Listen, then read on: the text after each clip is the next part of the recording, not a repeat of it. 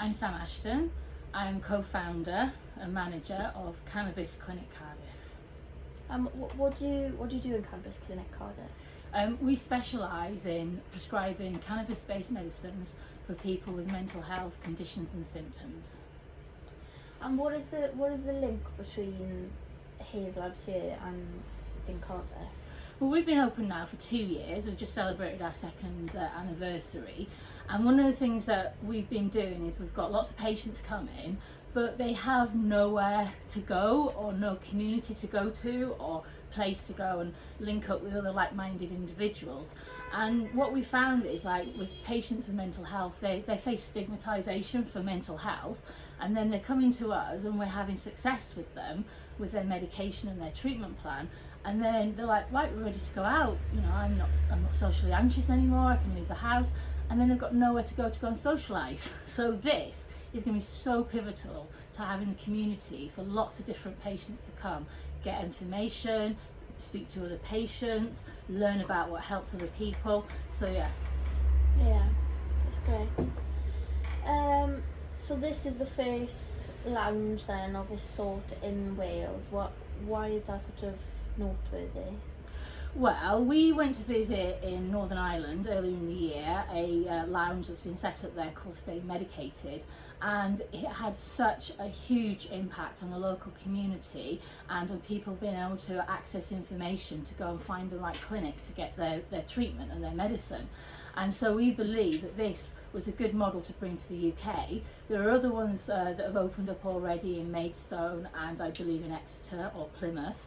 And other people are talking about it, but when Jay approached us and said this is what he wanted to do, we felt it was really important to do this in Wales and to get out there and to get the idea that this is a really good thing to have in different communities so people can come together and have a community together, find joy, do different events. You know, this is what people need when they've been sick for a long time, and especially with patients who have mental health, there is no, you know, you don't get fixed in a week or a day or a month. This is like something that you journey through for the entire of your life, and to have places like this which will help along when you're having times where you need some additional support.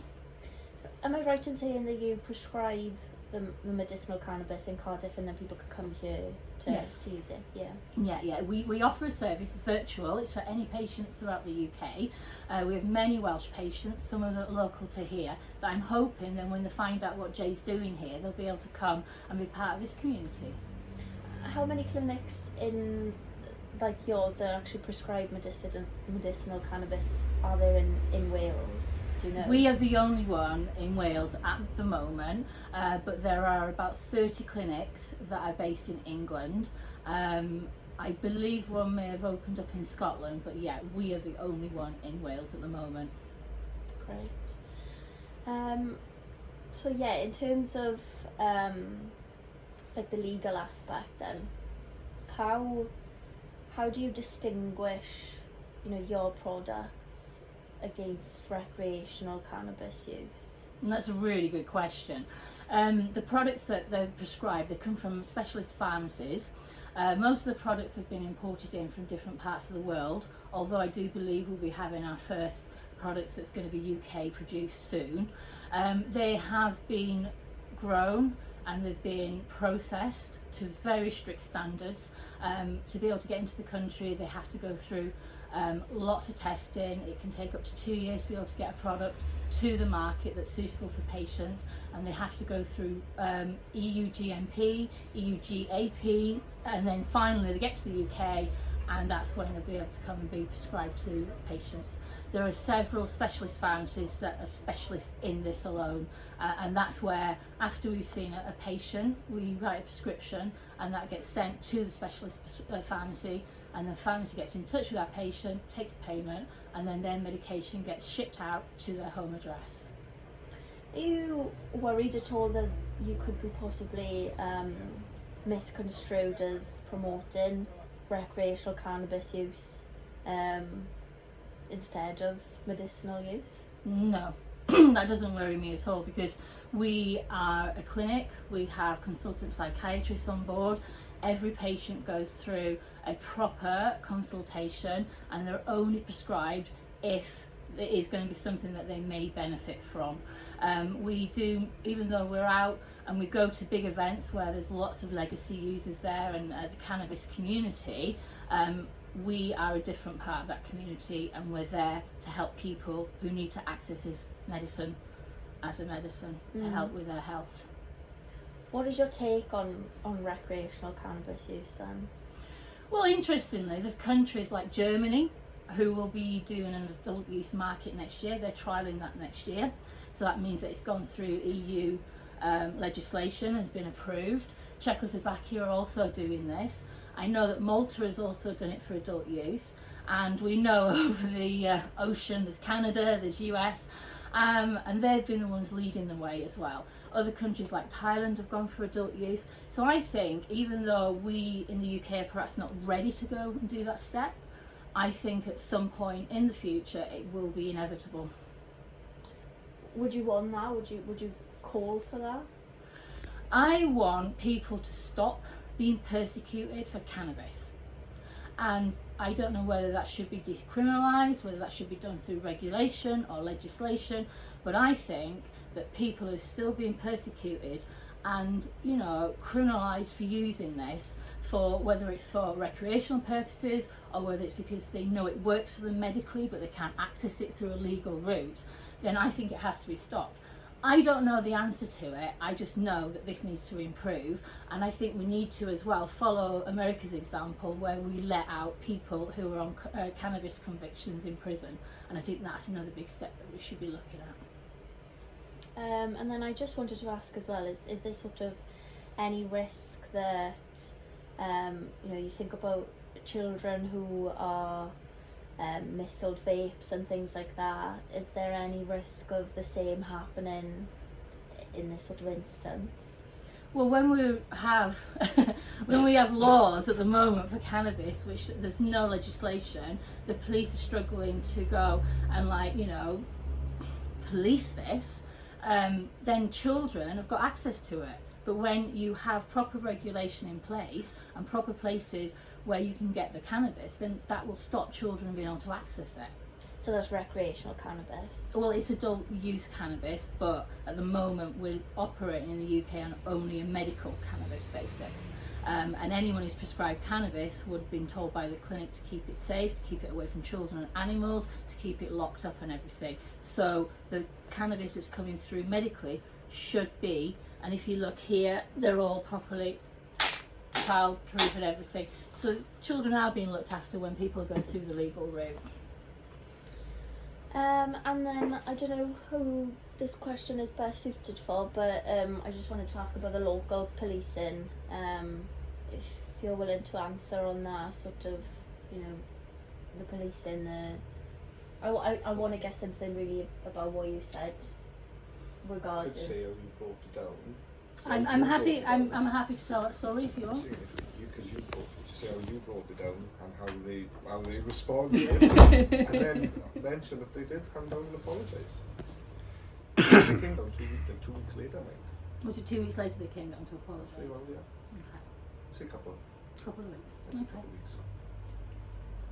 Yeah, so do you mind just telling me about that? How did that come about? Well, Jay got in touch and said that he was wanting to open Hayes Labs Medical Cannabis Lounge, and he wanted to look at it in terms of harm reduction and in terms of bringing patients through to the legal route.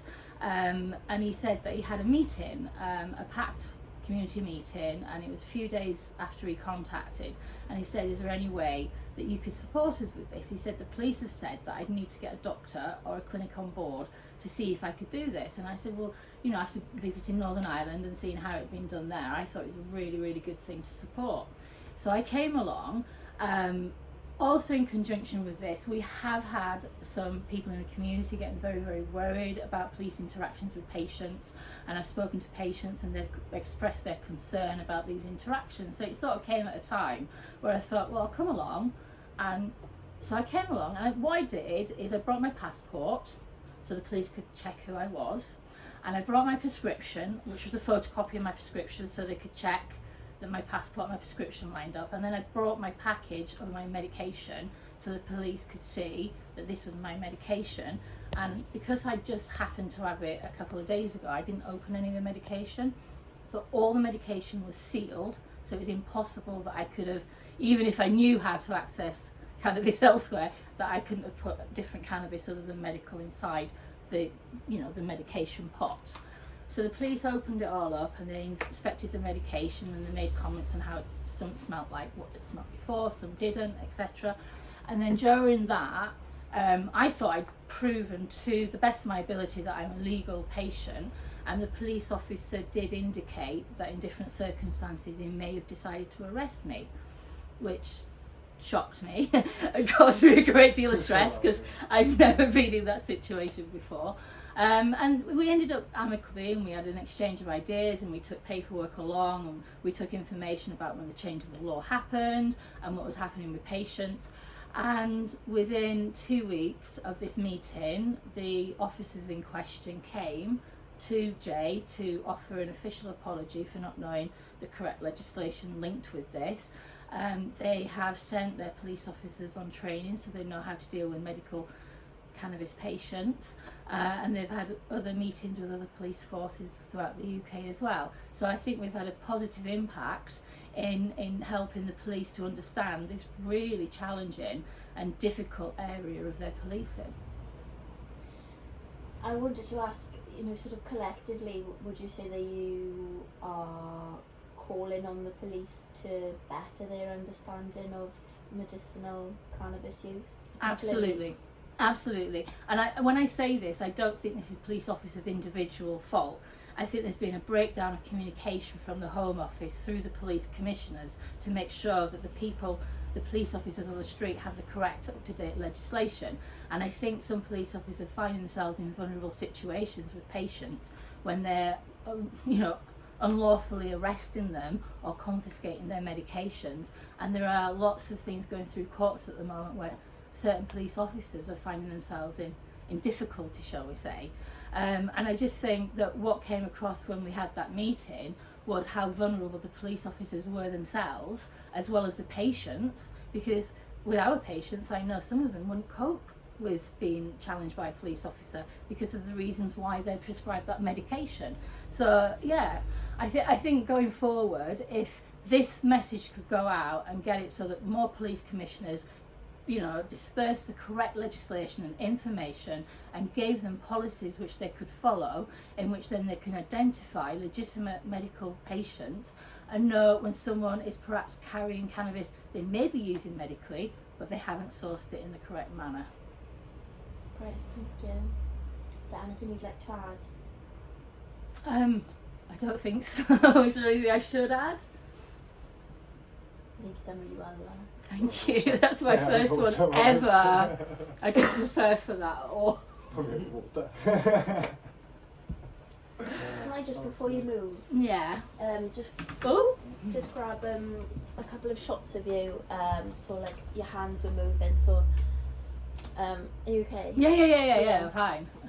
I talk with my hands, obviously. I know this now. Just sort of like to overlay. Yeah. I didn't even brush my bloody hair. No, that was really good. I asked some hard questions. Answered really, really well. Thank you.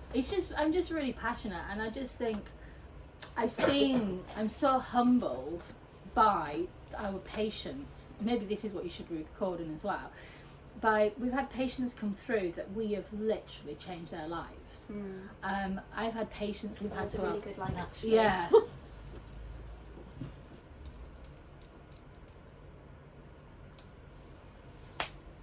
Imagine what I could have done with some preparation.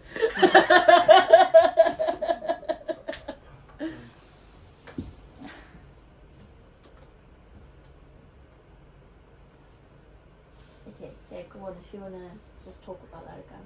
I'm just really passionate about this because in the 2 years that we've been having patients come through, I've just seen so many life-changing things happen to them, and I'm just really humbled that we can make such a difference.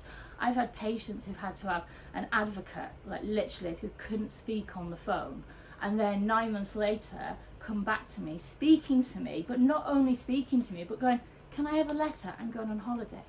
this is people who couldn't leave their home beforehand. So, I mean, I could go patient story after patient story, but I'm humbled at the effect this medication is having on people, and it's like life-changing. What are the types of things that you actually treat? Well, we specialise in mental health. There are other clinics that do pain and neurology and gastroenterology, but we treat people, our main people for anxiety, we treat people for ADHD, PTSD, people with autism get some relief, symptom relief, and it helps them as well. We treat substance misuse and insomnia. And I'm trying to think of everyone. We've helped people with eating as well, because it stimulates appetite. So these are the sort of symptoms that we've been treating. He's got a list. Should have said that, but there then. Hang on, did I get them all? Tourette's. Tourette's. And that, oh my god, I can't believe I missed Tourette's. Can I go?